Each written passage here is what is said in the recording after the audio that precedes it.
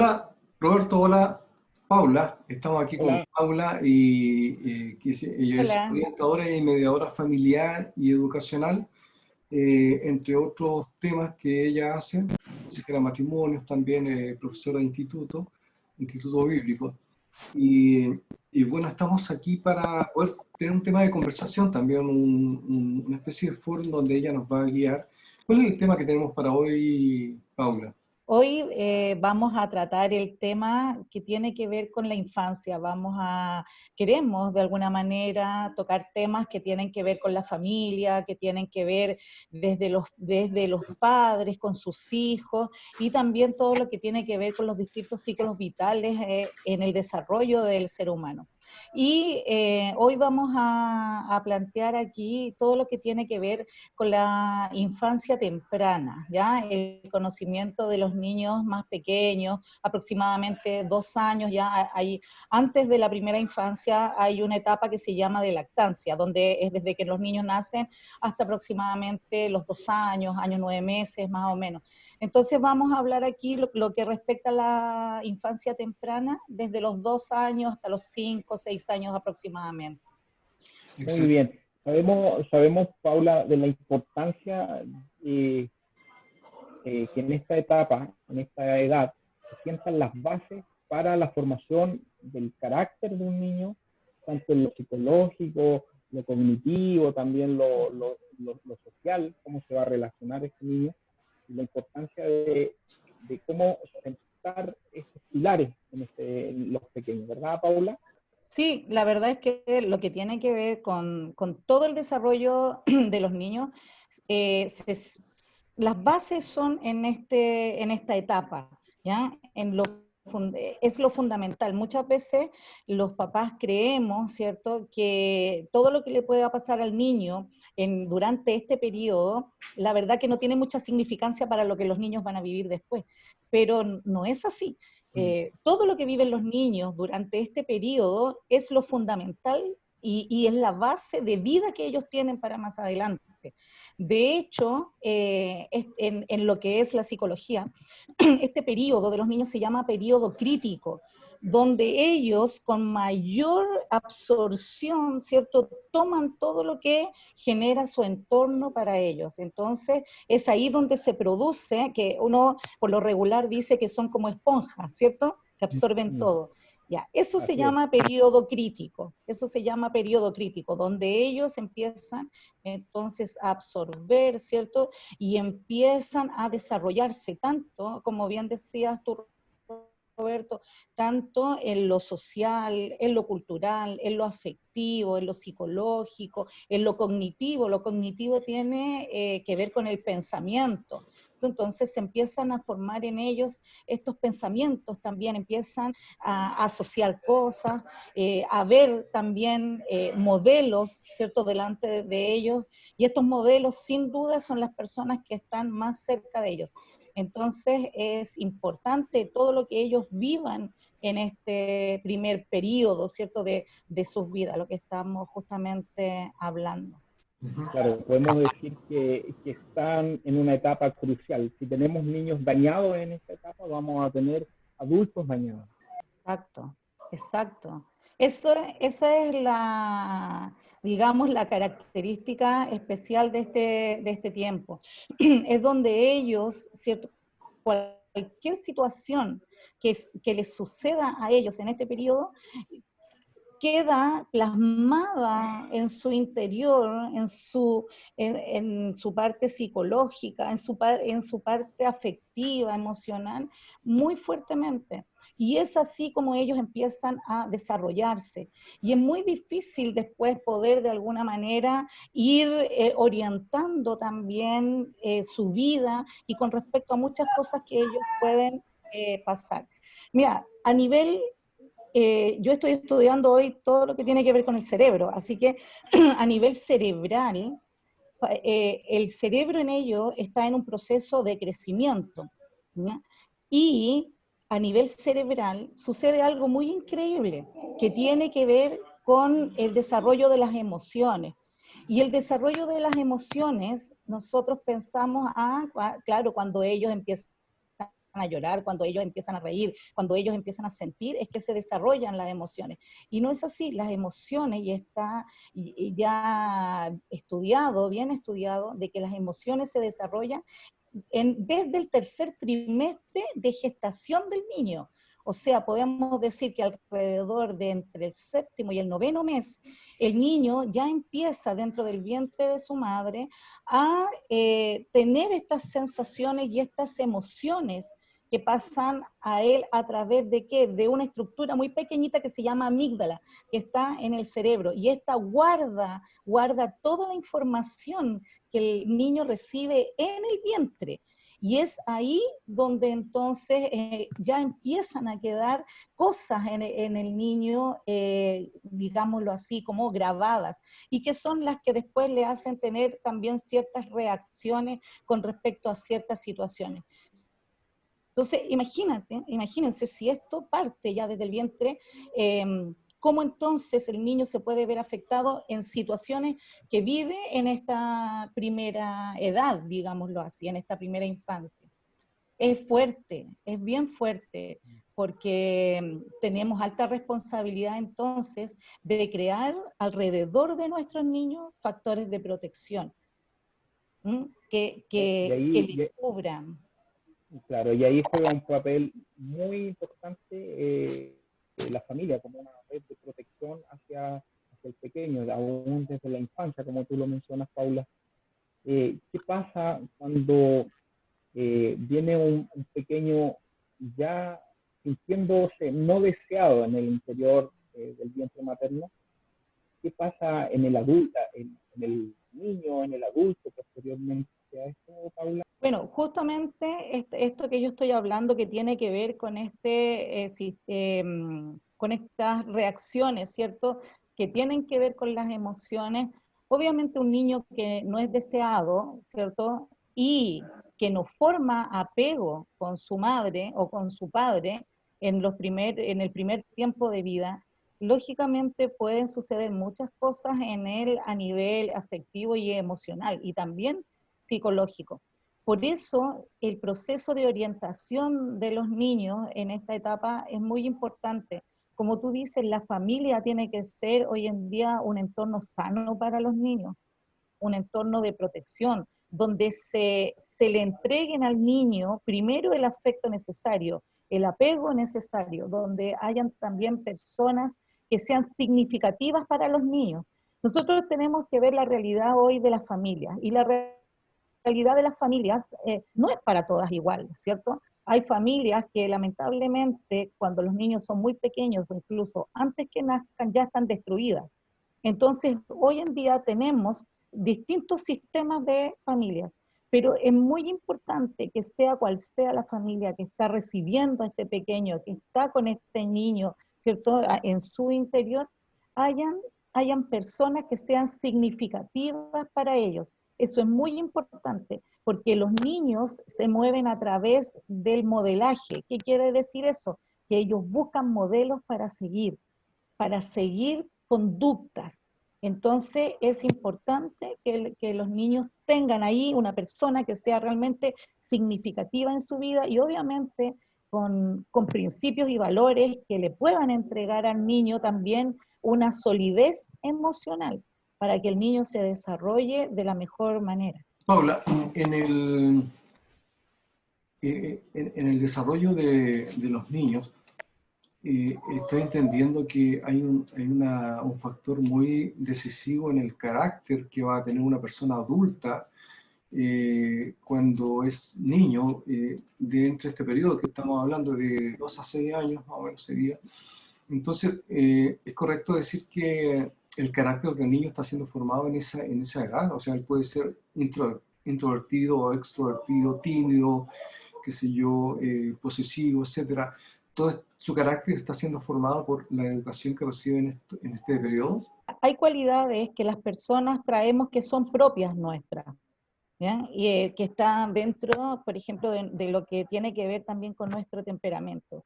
Todas las personas somos distintas, todas tenemos personalidades distintas, ¿ya? Y cada uno es un ser especial y es un ser único, nosotros eso lo sabemos. Pero obviamente hay muchas cosas que marcan la vida de un ser, digámoslo así.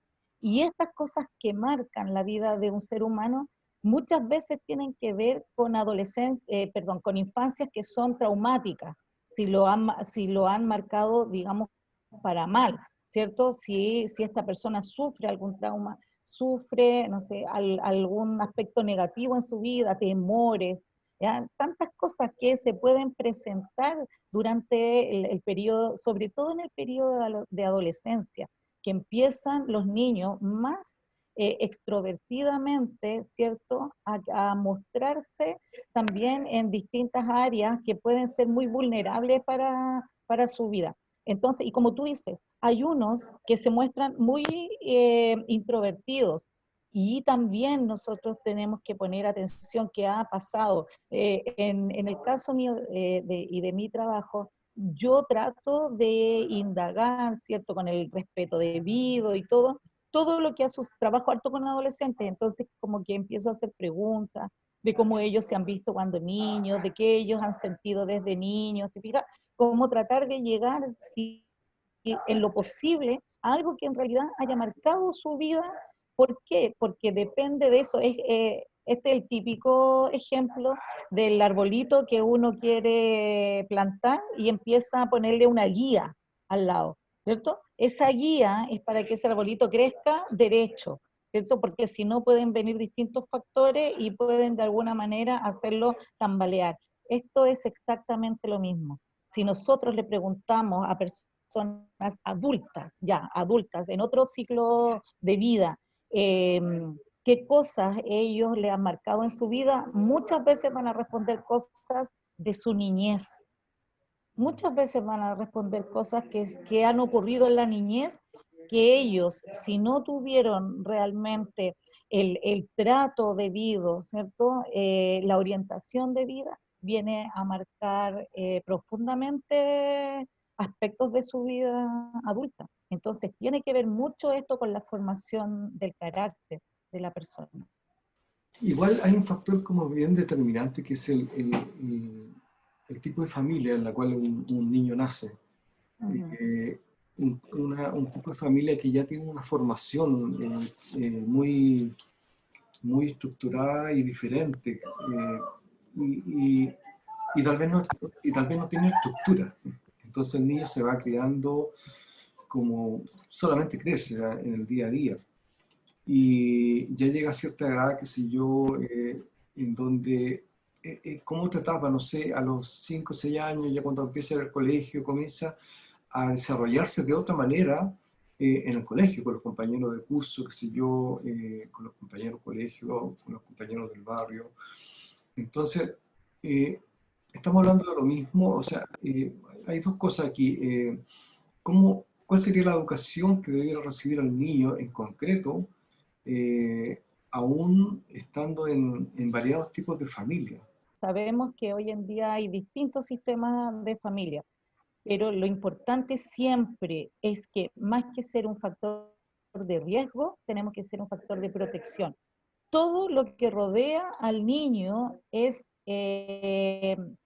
realmente demasiado importante. Y los adultos que estamos alrededor de un niño tenemos que entender eso, que lo que nosotros le demos y le brindemos a él es demasiado importante. Para que un niño crezca, ¿cierto?, sanamente y se desarrolle en toda su capacidad y en todas sus habilidades, nosotros tenemos que ser canales, ¿cierto?, que de alguna manera permitan el desarrollo y el crecimiento sano de este niño que está al interior de la familia. Más allá de que si está solo con mamá o solo con papá, o el ideal, ¿cierto?, que nosotros conocemos y que nosotros también de alguna manera es lo que declaramos, que ojalá esté con su papá, con su mamá, ya que ambos entregan aspectos eh, positivos al niño desde la mirada del padre y de la madre. Entonces, además, tenemos que entender también que los niños en este sistema de modelaje, ellos se identifican con el sexo similar. En este caso, el niño se va a identificar con su papá, ¿cierto? Y va a querer hacer las cosas que el papá hace, y va a seguir, ¿cierto?, como los pasos de su papá. Entonces, qué importante es que el papá le brinde al niño todo un desarrollo positivo de su propia identidad. Muchas veces se cree que en la adolescencia es donde los jóvenes empiezan a trabajar en su identidad. Y fuertemente es así, pero la identidad de la persona se va creando y se va formando desde esta temprana edad. Por eso decimos muchas veces, uy, no sé, los que tienen harto hijo, yo misma tengo harto hijo, todos mis hijos son distintos. Y a todos los tengo que tratar distinto. No tengo un patrón para todos igual, porque eso es imposible. No puedo tratarlos porque son personas distintas y tengo que saber con cada uno de ellos cómo tratarlo y brindarle a cada uno de ellos primero el mejor ejemplo. Primero todo un entorno emocionalmente seguro, emocionalmente estable. Es tan necesario que los niños en lo emocional se sientan fuertes, se sientan ahí también respaldados por aquellos que estamos a su lado. Hoy en día, muchas de las cosas que suceden con nuestros niños, lamentablemente, y desde el entorno externo, de todo lo que tiene que ver con el ambiente, tiene que ver porque nuestros niños no tienen una solidez emocional, y eso les hace ser muy vulnerables a los niños. Paula, Fácilmente caen, ¿cierto?, digámoslo así, en manos de aquellos que quieren simplemente dañarlos. mira, al respecto, Paula, estaba pensando en algo. De repente la educación que debieran tener los niños debe ser muy a conciencia, en base al amor que se le tiene a ellos, qué sé yo, para que puedan nacer de una manera sana, sólida. Pero mira, hace poco estaba en un lugar que no recuerdo el escenario, pero sí recuerdo la situación. Estaba un padre con su hijo, el niño tenía, no sé, 3 años, yo creo, 3. Y el papá le estaba enseñando al hijo a decir un garabato. Y le decía, mira, y él decía, mira, se dice así, pa, pa, pa. Y le decía, repite, ya, repítelo tú. Entonces, ¿cómo un padre le enseña a su hijo a los 3 años a, a usar palabras que no corresponden a un tema cultural, a un léxico cultural, sino que le está enseñando palabras populares que no son las mejores? Entonces, el problema, claro, uno sí hay que dar una buena educación a los niños, pero de repente se me ocurre o quiero pensar que tal vez los que tienen que recibir educación son los padres. Con respecto a eso, Fernando, eso tiene que ver mucho también con el sistema de valores y principios que nosotros tenemos al interior de los hogares. Lo que tú dices es súper frecuente, es súper frecuente.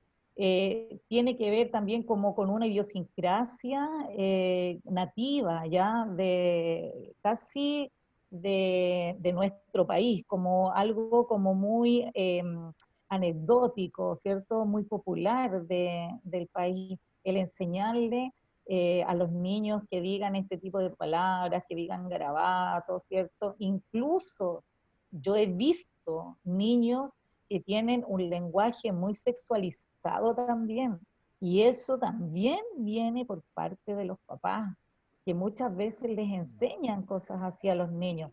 Entonces, eso tiene directa relación con el sistema de valores que también imprime la familia sobre el niño. Mira, nosotros somos personas cristianas, ¿cierto? Y tenemos en definitiva otros valores y otros principios. Pero yo no quiero catalogar solamente en eso. Yo conozco muchas familias que no son cristianas y que también le dan un buen ejemplo y buenos principios a sus hijos. Entonces, yo creo más allá que no hay que tener una religión para poder educar de buena forma y entregar un buen valor a un hijo. Lo que sí es importante que los papás sepan que el día de mañana eso que están enseñando al niño, no les quepa duda que el niño los va a avergonzar en algún momento, les va a sacar a cuenta, ¿cierto? Todo lo que ellos le han enseñado. Y de repente los papás quedan ellos mismos como casi frente al espejo de lo que han formado y de lo que ahora se está viniendo también en contra de ellos. Entonces, yo lo trato de decir así como bien entendible y bien racional. Eso es lamentable, pero de que se da, claro, se da, pero tiene que ver entonces con el sistema de valores que estamos entregando entonces a nuestros hijos. ¿Qué queremos formar? Un chico que el día de mañana no tenga respeto por los papás, no tenga respeto por los adultos mayores, no tenga un hombre que no tenga respeto por las mujeres. Eso hoy en día es un tema real y fuertísimo en nuestro país y es lamentable. Entonces, ¿qué vamos? Un hombre que no tenga, una persona que no tenga respeto en la sociedad en la que se mueve, entonces te fijas que son hartas las aristas que pueden en realidad, porque estamos formando. Los papás somos formadores, somos edificadores de nuestros hijos. Y eso es lo que tenemos que entender. Mire, sin más, la palabra del Señor nos habla a sí mismo y nos exhorta de esa manera, que tenemos, ¿cierto?, que enseñar al niño, que tenemos que guiarlo por este camino, ¿cierto? Y de alguna manera, como digo, todos los niños son distintos, pero potenciemos en los niños sus habilidades, sus competencias, sus capacidades. ¿Para qué entonces descubramos en nuestros hijos qué es lo que a ellos les motiva? ¿Para qué son buenos? ¿Cuáles son sus mayores habilidades? Y empezarlos a potenciar en eso, para que ellos también vayan descubriendo. Somos orientadores. Yo siempre le hablo esto a los papás cuando trato en terapia o en charla. Nosotros los papás somos los orientadores de nuestros hijos. No permitamos que vengan otras personas a querer orientar, ¿cierto? Y mal orientar o desviar a nuestros hijos. Entonces, es tan importante como nosotros, como papás, nos movemos con ellos y les facilitamos a ellos su crecimiento y su desarrollo en todo esto que hablamos cognitivamente, socialmente, culturalmente. Ellos tienen que sociabilizar con otros, pero ¿cómo sociabilizan? ¿Cómo lo hacen? ¿Desde qué mirada ellos se enfrentan en la calle para sociabilizar con un niño de su edad? ¿Se fija? ¿Cómo va creciendo y sigue socializando con sus pares? Interesante lo que nos mencionas, Paula.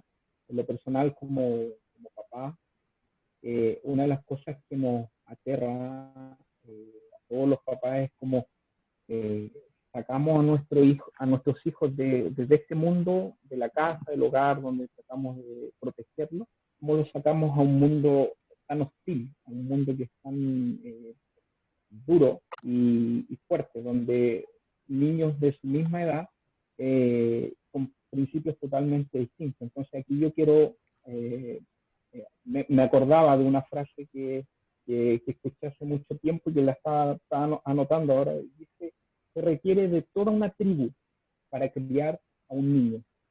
Esto no tiene que ver con la cantidad, sino que en el entorno que estamos formándole a nuestro hijo, la sociedad en la que se está desarrollando. Entonces, uno de los temores es cómo entregarle las mejores herramientas a nuestros hijos para que vayan a enfrentarse a esta selva, a este mundo tan hostil donde a lo bueno se le llama, a lo malo se le llama bueno y a lo bueno se le llama malo, donde todas las cosas están totalmente cambiadas. eso, ¿qué herramientas en concreto, Paula, crees tú que podemos entregarles a nuestros hijos, herramientas? Mire, lo que dice Roberto es una realidad. Y yo lo voy a mirar aquí desde la mirada cristiana, ¿ya? Desde una mamá cristiana y ustedes papás cristianos. Como tú dices, muchas veces a nosotros nos da temor de que nuestros hijos salgan a la calle.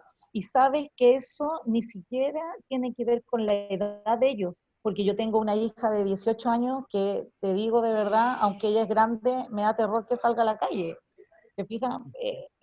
Da mucho miedo que se vaya a encontrar con todo lo que hoy en día está en la calle. Hoy en día hay muchos factores externos que hacen presión sobre las familias, sobre los hogares, sobre los sistemas familiares y los sistemas educacionales. Entonces hacen esta presión. Afuera hay muchos factores de riesgo y tienen que ver con todos estos factores ambientales, con todo el entorno y con todo lo que rodea al niño. La vez anterior, ¿cierto? Conversábamos un poco de lo que tenía que ver con el estallido social, ¿te recuerdas? Sí. Todo eso tiene que ver con un ímpetu social, digámoslo así, de desorden, de anarquía, ¿cierto? De movimiento, que de alguna manera te viene a hacer un poquito tambalear como las bases de todo. Y se presentan de esa manera temores. Pero dentro del temor que lógicamente podemos tener, sí hay herramientas que nosotros le podemos entregar a nuestros hijos, pero tienen que partir desde nosotros, desde los padres. Tienen siempre que partir desde nosotros. ¿Qué es? Lo primero, una comunicación eficaz, una comunicación fluida con los niños, ¿ya? Una comunicación que sea abierta con ellas, sin temores de lo que vamos a decir y sin temores de lo que ellos eventualmente nos puedan preguntar a nosotros. Lo mejor es hablar con transparencia y claridad con ellos.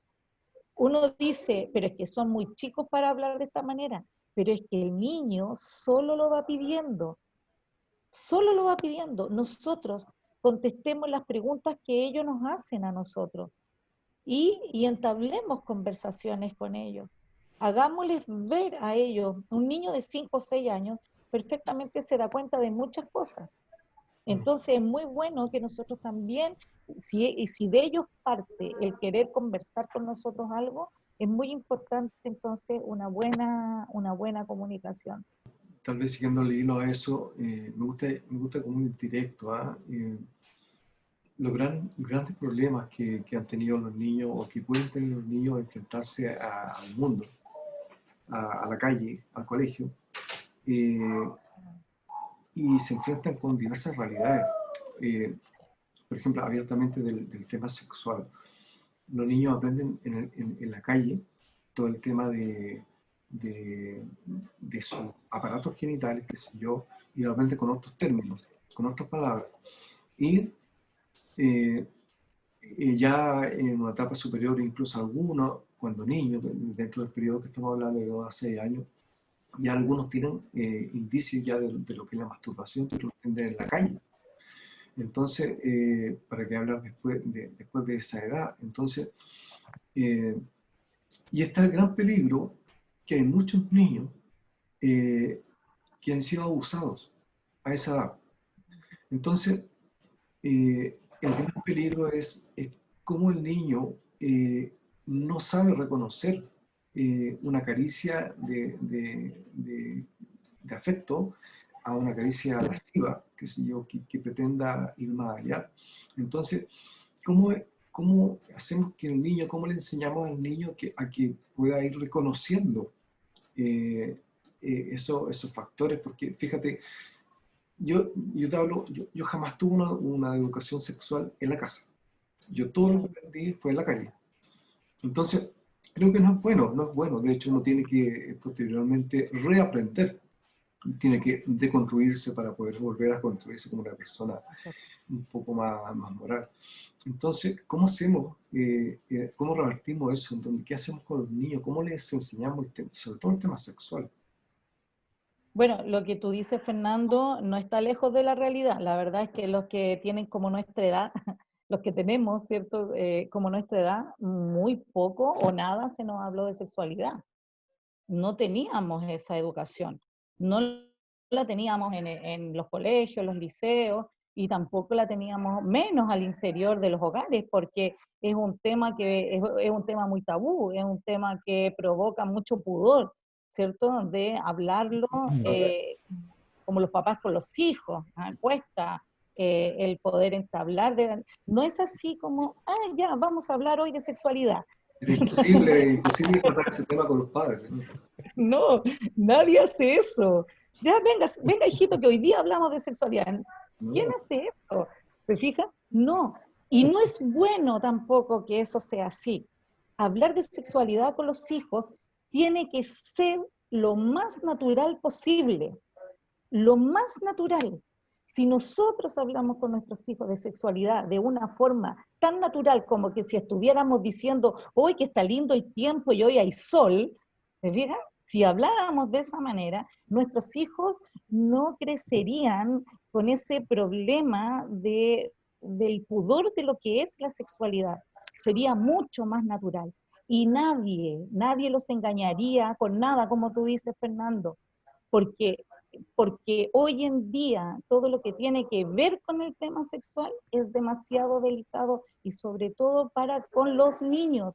Ya no es solamente que personas adultas estén en este tema y cometiendo aberraciones. Hoy en día muchas aberraciones se cometen con los niños, desde tocaciones, desde abusos, ¿cierto?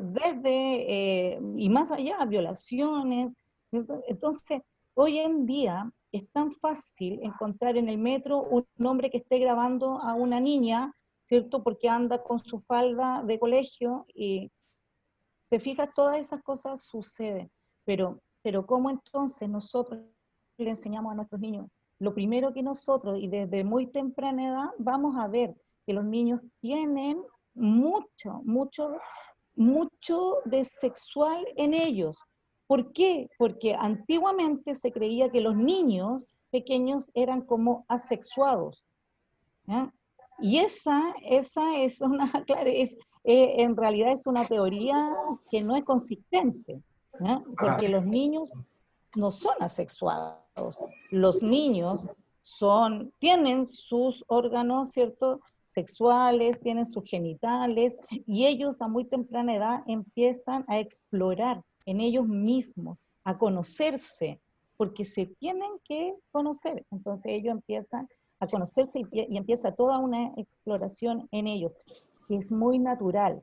Y dentro de esa misma exploración natural es que ahí los papás tenemos que estar atentos, y entonces ahí se generan, ¿se fijan? Se generan instancias para poder conversar del tema.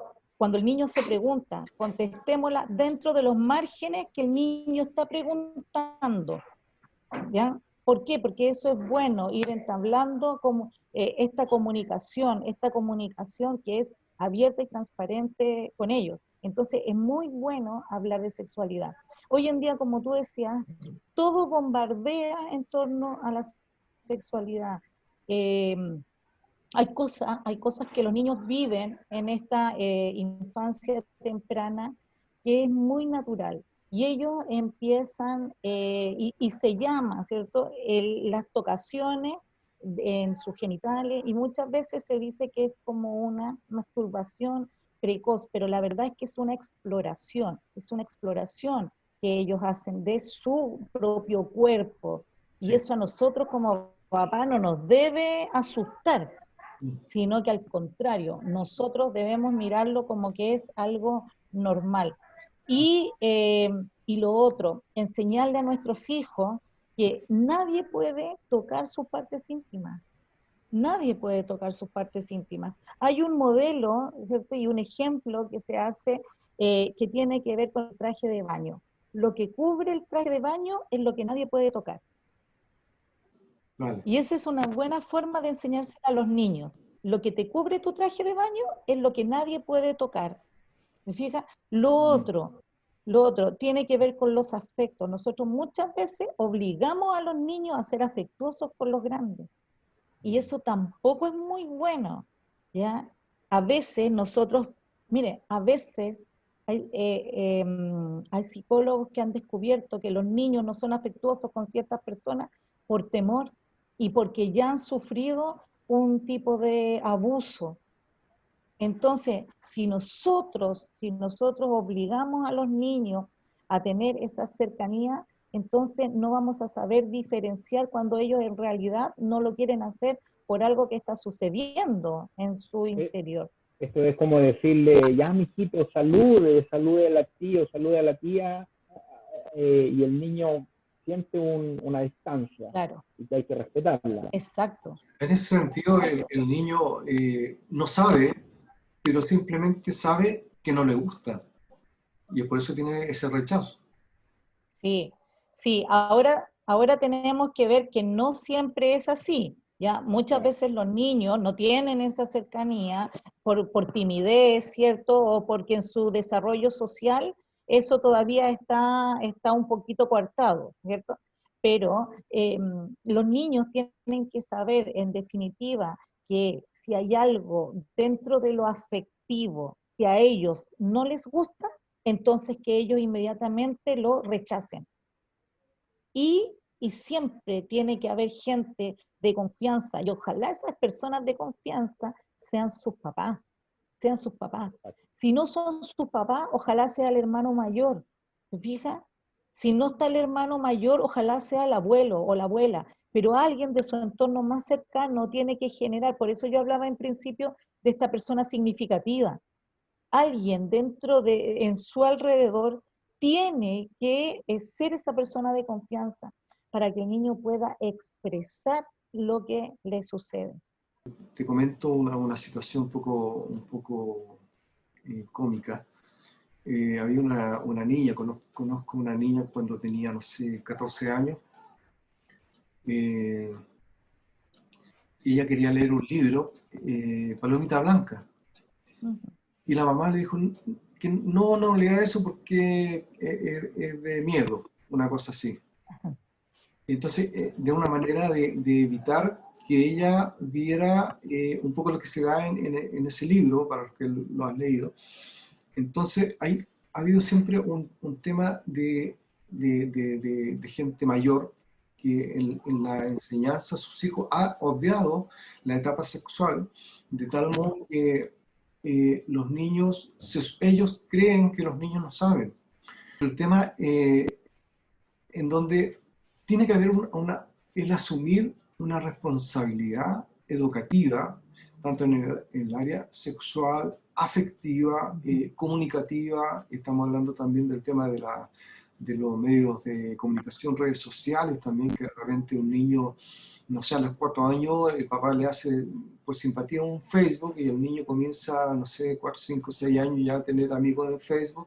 Entonces ya comienza a ser influido por esa persona. Incluso pueden haber adultos que se hacen pasar por niños para tratar de buscar algo negativo. Entonces, me parece que esa responsabilidad no se daba antes y hoy en día no sé si se da tanto, pero me parece como muy relevante el tema de que los padres tienen que, o desde que los adultos, como decías tú, puede ser un hermano, un abuelo, un papá, qué sé yo, que pueda enseñarles y hablar de estos temas que le van a ayudar al niño a reconocer, más allá de que no le guste, de que no le guste o le guste algo, sino que saber que no es bueno. La verdad es que lo que tú dices es importante porque los papás tenemos que asumir esa responsabilidad, porque esa responsabilidad es primeramente nuestra. Nosotros no le podemos encargar esta responsabilidad a otras personas, no le podemos encargar la responsabilidad a la tía de párvulo, no le podemos encargar esta responsabilidad a los profesores del colegio, ¿cierto? No le podemos encargar esta responsabilidad a aquellos que están en la iglesia, por ejemplo, en nuestro caso, que les hacen clases para niños, ¿cierto? Escuela dominical, no sé. No, la responsabilidad es de los papás. Los papás somos quienes formamos a nuestros hijos. Nosotros tenemos la parte formativa de ellos. Y si nosotros separamos lo sexual de lo afectivo, entonces solamente estamos creando, y lo digo así, creando una máquina sexual para que el día de mañana no tenga el raciocinio de pensar también desde los afectos, como nosotros decimos, desde el corazón. Si nosotros entendemos la sexualidad, ¿cierto? Nosotros sabemos que la sexualidad la entregó el Señor, y la entregó el Señor con propósito. Hay propósito para la sexualidad. La sexualidad se da al interior del matrimonio, las relaciones sexuales. Ese es el plan del Señor. Y el plan del Señor, cierto, el propósito es la unidad, pero también es para multiplicar y también es para disfrutar. ¿Disfrutar dónde? Al interior del matrimonio. ¿De qué manera? De una manera integral. Cuando hablamos de una manera integral, tiene que estar lo afectivo, tiene que estar lo emocional. No lo podemos separar. Entonces nosotros, como tenemos esa responsabilidad, debemos enseñarle a nuestros hijos desde pequeños que ellos tienen que juntar lo sexual con lo afectivo, porque si no, lamentablemente, van a venir personas también acercándose a ellos, y si ellos no están sólidamente basados, ¿cierto? O son muy vulnerables, lo voy a decir así, en lo emocional, fácilmente pueden caer en las redes de personas que los van a engañar y que les van a querer mostrar esto de otra forma. Entonces, ahí nosotros tenemos que estar súper atentos. Como tú dices, Fernando, la responsabilidad es nuestra. Nosotros somos todos orientadores de la sexualidad de nuestros hijos. Todos orientadores de la sexualidad de nuestros hijos. Ellos no son seres asexuados, como yo estaba diciendo delante. No son seres asexuados. Son seres sexuados que tienen su propio sexo, y nosotros debemos orientarles en este caminar también, porque muchos chicos a una edad temprana, y estoy hablando pubertad, adolescencia, se pueden sentir confundidos si no han sido sentadas las bases de la sexualidad en su vida. Y es ahí, yo he atendido chicos de 12 años que dicen ser bisexuales. ¿Por qué eres bisexual? ¿Por qué tú dices eso? No, porque yo quiero mucho a Nicolás y quiero mucho a María. Pero, ¿se fija dónde está la base emocional del entendimiento de lo que es la sexualidad? Entonces ahí hay que hacer un trabajo de orientación bien fuerte con respecto a eso. Claro, seguramente ese es un tema de que no recibieron una enseñanza adecuada, o cero enseñanza. Y claro, eso lo aprendieron en la calle o en el entorno en el cual se desenvolvieron a esa edad, sobre todo en la adolescencia. Pero ¿sabes, Fernando? Quiero decir algo con respecto a eso. Cuesta harto, ¿ya? Porque nosotros los adultos no estamos como ligados al tema, porque nos cuesta. Y sobre todo en las iglesias, cuesta mucho. ¿Cuándo se habla de sexualidad en la iglesia? ¿Cuándo se habla de relaciones sexuales en la iglesia? ¿Cuándo hablamos de pornografía en la iglesia? ¿Cuándo hablamos de lascivia? ¿Cuándo hablamos de relaciones prematrimoniales? ¿Cuándo hablamos de esas cosas? Entonces, yo en ese sentido, de alguna manera he querido ir más allá en esto. Y yo parece que les comenté que yo di una tremenda charla de sexualidad en la iglesia, en el ala central de mi iglesia. ¿Para qué? Para más de 200 personas. Y yo pedí que la invitación fuera a los papás con sus hijos. ¿Para qué? Para que la enseñanza fuera para todos. La orientación con respecto al tema fuera para todos, porque es muy importante. Y más allá de la edad, como lo estamos viendo ahora, si la formación es desde muy pequeño. Debe ser muy intenso el trabajo posterior que se realiza con niños que no han tenido o que tienen una malformación educativa en el periodo ya cuando grande, que sé yo, de los 6 años, de los 12 años sobre todo. Debe ser muy intenso, ¿no, Paula? Sí, bastante intenso, porque la verdad es que, como decíamos, todo lo que pasa en la vida y en la primera infancia de los niños sienta las bases de cómo después va a crecer un adulto sano emocionalmente, un adulto firme, ¿cierto?, en sus afectos y en sus convicciones.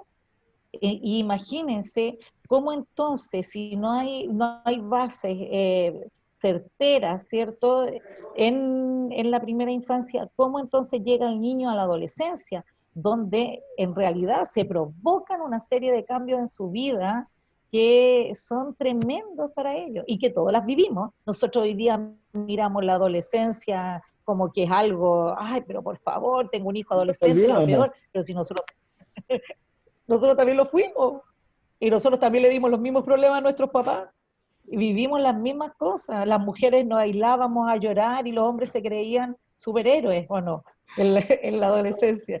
Entonces, todo esto tiene que ver con las emociones que nosotros también vamos guardando en nuestro interior y cómo nos vamos formando.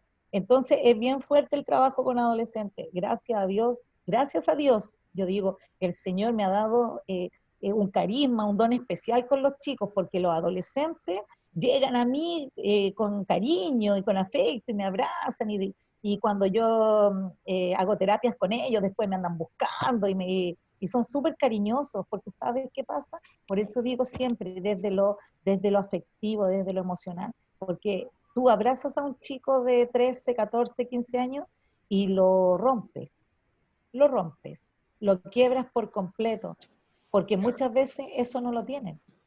No. Y es justamente porque les faltó en sus primeros años de vida.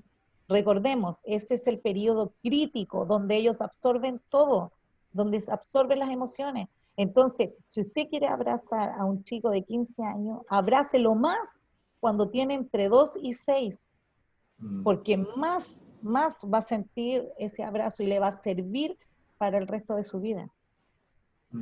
Es importante, Paula, el tema de los afectos y la formación en casa. Ahí es donde parte todo. Y desde ahí también quiero llevarte a otro plano, que tiene que ver con también un trabajo fundamental que tienen que hacer los padres, que tiene que ver con eh, el control de la exposición a los medios de comunicación, a la tecnología. Porque no se restringe, no se regula, los dejamos a expensas de lo que las distintas influencias le puedan entregar.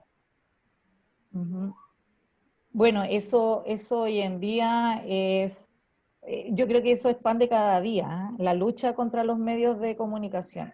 Hoy en día todos somos bombardeados a través de todo lo que es la tecnología. Los canales de televisión, hoy en día hay canales que muestran cosas que son muy explícitas, ¿cierto? Y lo digo en el ámbito sexual, muy explícitas. Entonces, el control que tenemos que tener los papás con respecto a todos los medios de comunicación, computadores, televisores, celulares, ¿cierto? Todo lo que tiene que ver con eso, tenemos que tener un control bien fuerte sobre esas cosas. Hoy día hay canales que tienen que ver con parentabilidad. ¿Qué tiene que ver eso? Que el papá es el que decide en definitiva qué canales pueden estar en su televisor, qué canales bloquear, ¿cierto? Y también todo eso lo podemos manejar desde el teléfono. Yo no soy partidaria de que los niños a muy temprana edad tengan celulares. Hoy en día, los papás que tienen celular y se comunican con sus hijos, se comunican a través de WhatsApp. Y ni siquiera se llaman por teléfono. O sea, las voces ya no se escuchan. Ya no nos escuchamos, ¿te fijas? Ya no Tan nos escuchamos. impersonal, además, el Súper. WhatsApp. súper impersonal. En el fondo es ubicar en el centro de la familia al hijo, que todo gira en torno a ellos, obviamente poniendo a Dios, hay un devocional, hay un tema de conversación, todo gire en torno al bienestar y a la protección del niño. Sí. Es que eso es lo que yo digo cuando hablo de factores de protección con respecto al niño. Todo eso brinda al niño una madurez, brinda al niño un crecimiento saludable, brinda al niño un desarrollo emocional y cognitivo, que es súper importante el desarrollo cognitivo, porque el desarrollo cognitivo tiene que ver con los pensamientos del niño, tiene que ver con todo lo que él forma en su base de pensamiento. Entonces, ¿qué está formando nuestro hijo? ¿Está idealizando mucho algunas cosas o en realidad está entendiendo la realidad de lo que está a su alrededor? Entonces, tiene que ver todo ese pensamiento cognitivo con este desarrollo cognitivo. Y es muy importante que él pueda desarrollarlo plenamente al interior de una familia que le está brindando a él protección. Cuando un niño viene a preguntarte derechamente acerca de sexualidad, ¿cómo lo abordamos? ¿Cómo le respondes a un niño? Bueno, lo primero cuando un niño viene a preguntar, ¿cierto? Sobre este tema, que es importante. Nosotros como papás no podemos desviar el tema. Este tema es importante. Y si a Ineludible. nosotros, ineludible, y tarde o temprano lo vamos a tener que tocar. Y es más, yo digo a los papás que si el niño viene a preguntar algo, le está haciendo la pega al papá. Entonces, tomémoslo. No le digamos, no, de ese tema no hablemos o hablemos después, porque después no se va a hablar. Entonces, es importante que si nuestro hijo se acerca a preguntarnos algo sobre sexualidad, se lo contestemos. Se lo contestemos dentro de los límites que el niño también está preguntando. A veces los niños, como tú dices, Roberto, una respuesta pequeña y muy simple basta. Nosotros, no porque él nos haga una pregunta de sexualidad, le vamos a dar una cátedra de sexualidad. No, no es así. Los niños van preguntando a medida que también su curiosidad de alguna manera y su querer saber, ¿cierto? Se lo van como permitiendo. Entonces, ellos van a ir preguntando a razón de que van creciendo. Si nosotros como papás podemos responder sus primeras preguntas acerca de sexualidad, vamos a dar la entrada y la cabida para que ellos sigan preguntando de sexualidad sin temor y sin pudor. Lo primero entonces es tomar en serio lo que ellos nos están preguntando. Bien en serio. Si usted está haciendo algo como papá, sí, dime Roberto. Algo muy importante que tú nos decías, evitar que él se sienta avergonzado. Sí, sí. Evitar eso. Nosotros no podemos avergonzar a nuestro hijo porque no está haciendo este tipo de preguntas. Por eso digo, ellos no están haciendo una pega a los papás, porque a lo mejor los papás debiéramos entonces tocar estos temas con ellos, de repente como muy natural, como yo decía anteriormente, muy natural. Pero si ellos nos están preguntando, entonces nosotros debiéramos, ¿cierto?, tomar en consideración eso y responder a ellos según lo que nos están preguntando. Según la edad también que ellos tengan, sin entrar en detalles de algo, sino a medida que ellos a nosotros nos van preguntando. Entonces, no avergonzarlos diciendo, ¿cierto? No, que me estás preguntando, ¿cómo se te ocurre? ¿Cierto? Porque inmediatamente vamos a poner una barrera entre el niño y su papá o su mamá, y el niño ya no va a querer preguntar más. Entonces, es ahí donde los niños preguntan, en la calle. Es ahí donde los niños aprenden, en la calle, ¿cierto? En otro entorno. Eso es así. Sí. Eso sucede. No reírnos, no nos riamos de lo que ellos nos preguntan, ¿ya? No nos asustemos tampoco. Nosotros tenemos que hablar con claridad. Lo otro, es muy importante que nuestros hijos sepan también las palabras adecuadas conforme a sus genitales y a todo lo que se relaciona con lo sexual. Como tú decías, Fernando, me parece, uno aprende afuera cosas y Claro. aprende hasta nombres que no son ni siquiera gratos para oír, ¿cierto? Y aprende todas esas cosas. Nosotros no queremos que nuestros hijos aprendan así. Ellos tienen que aprender bien, con el lenguaje adecuado para ellos. ¿Mm?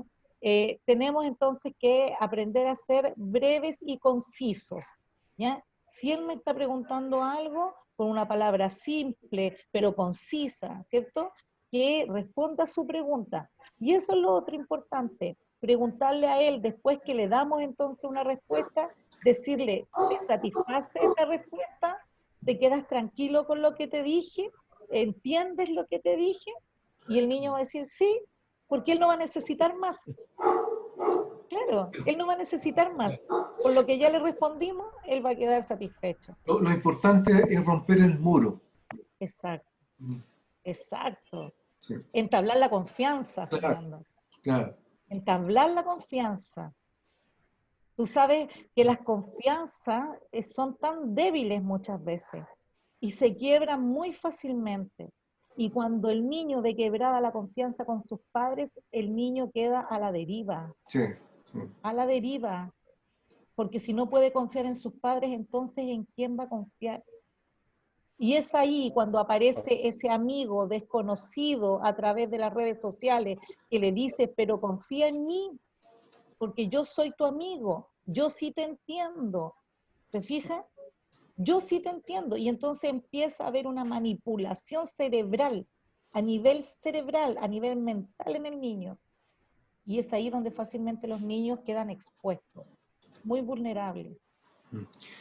Sí, ese es el problema. Bueno, el tema es poder, cuando hay un papá, una mamá que no enseña, el niño también está a la deriva. O sea, ¿no? Sí, O sea, cuando no hay educación también. O sea, sí, y eso es una sí. cosa, es como volver bueno, yo recuerdo eso, o sea, para mí era impensable hablar con mis papás al respecto de una situación sexual. De hecho, me gusta una niña, por ejemplo, ya no era una cosa muy vergonzosa. O sea, Claro. Paula, mira, yo creo que estamos terminando ya, ya nos pilló un poco la hora, y yo te quiero plantear un desafío. Plantear un desafío, dado que lo que hablamos nosotros, lo que hemos hablado, es un tema muy relevante de poder romper estos muros y poder brindarle a los niños una educación sexual que es importante para ellos, correcta, y que para ellos es importante, donde los niños se van a sentir cubiertos, ¿no? Cubiertos, entonces, y van a tener muchos recursos para poder enfrentar a la calle o al colegio, etc. Sin embargo, te quiero hablar de algo, de la contraeducación. Actualmente hay un proyecto de ley que lo llaman ESI, Educación Sexual Integral, en donde pretenden abordar estos temas de la educación sexual, pero de una manera muy diferente, muy diferente. Te planteo este desafío para que nos juntemos en una segunda parte para poder tocar ese tema y ver cómo el gobierno que quiere plantear este tipo de educación, en el fondo, según mi opinión, va a dejar más a la deriva a los niños, lo cual es sumamente peligroso. Yo entiendo, yo sé que tú manejas el tema y te planteo un desafío para que junto con Roberto y podamos conversar al respecto y hablar de un tema que en este momento es uno de los temas más peligrosos que podría atacar a nuestros niños. Entonces, ¿qué te parece, Paula?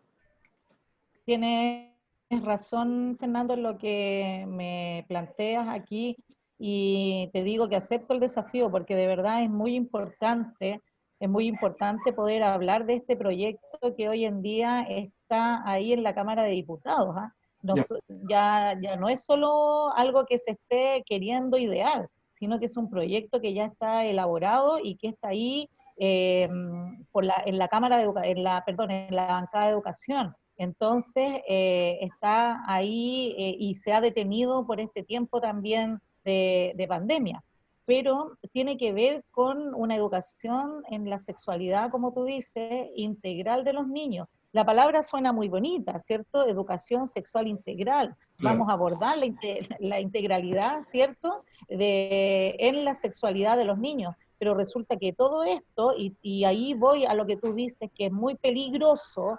¿Por qué? Porque la verdad es que se está dejando de lado lo que es fundamental con respecto a la sexualidad, y es lo que yo hablaba, tiene que ver con los afectos y con los valores, y se está dejando todo eso de lado dentro de este proyecto.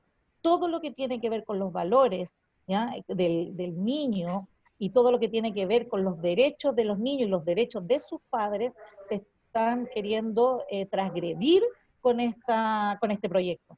Así que es un muy buen tema, es un muy buen tema para poder tratarlo en profundidad y para que también aquellos que nos escuchen obtengan el conocimiento, porque sabes que estas cosas se hablan muy al interior, ¿cierto?, de aquellas personas que en realidad están interesadas en que estas cosas de alguna manera se declaren, ¿cierto?, ya como evidencia de trabajo dentro de los centros educacionales. Entonces, no se habla, esto no se habla mucho, porque no es bueno que la gente se entere, es bueno que la gente acate.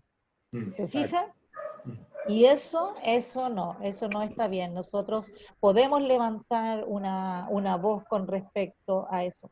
Y quiero decir esto pequeño para cerrar también un poquito, que lo que tiene que ver con la sexualidad es como nosotros como papás, ¿ya? Y aquí está específicamente a lo que la ESI apunta y nos quiere quitar de alguna manera a los papás el control sobre los niños.